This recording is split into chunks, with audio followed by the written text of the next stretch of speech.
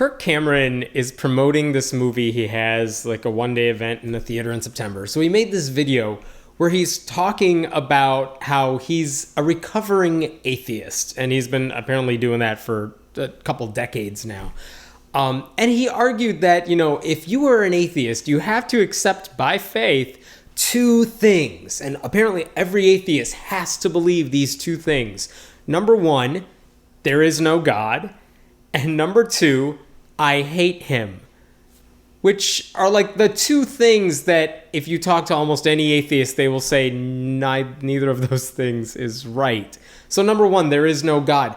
You can't really say anything definitive about God either way. I mean, Richard Dawkins had a whole section in The God Delusion about how if you look at the spectrum of I absolutely know God exists to I absolutely know God doesn't exist, even Richard Dawkins is like, I wouldn't go all the way on that side because you can't prove a negative like that, and it's silly. So for Kirk Cameron to say, all atheists say there is no God and that requires all this knowledge that they can't possibly have, it was a dumb thing to say and it makes absolutely no sense. And then the second thing he gets to is, I hate God. Like, why are all these atheists so angry out there for a God they don't believe even exists? Isn't that crazy?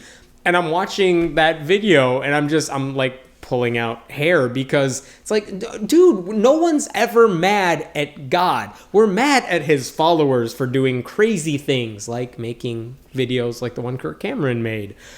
And that's the general idea. I mean, my friend Greta Christina wrote a wonderful book explaining why atheists are so angry, but it generally boils down to the fact that we're not mad at God. Just like we're not mad at Santa Claus and we don't hate unicorns. They're just not there.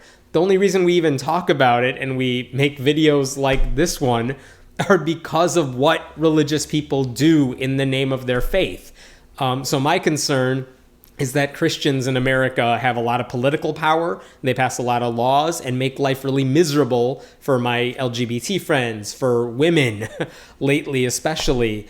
And they do horrible things for our education system, trying to pass creationism and revised history curriculums. And I hate the fact that they perpetuate that stuff. I get mad when they perpetuate those ideas. It has really nothing to do with the God they believe in. It's just how they act because of their faith.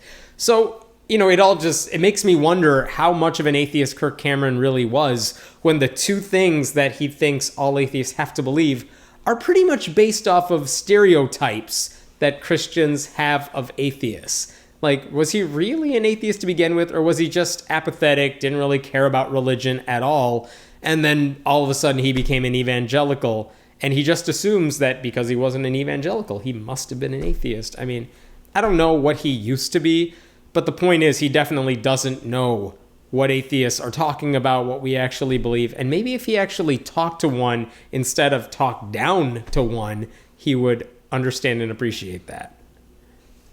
My name is Hemant Mehta, and I write at friendlyatheist.com. If you have any questions or you'd like to join in the discussion, please leave your comments below.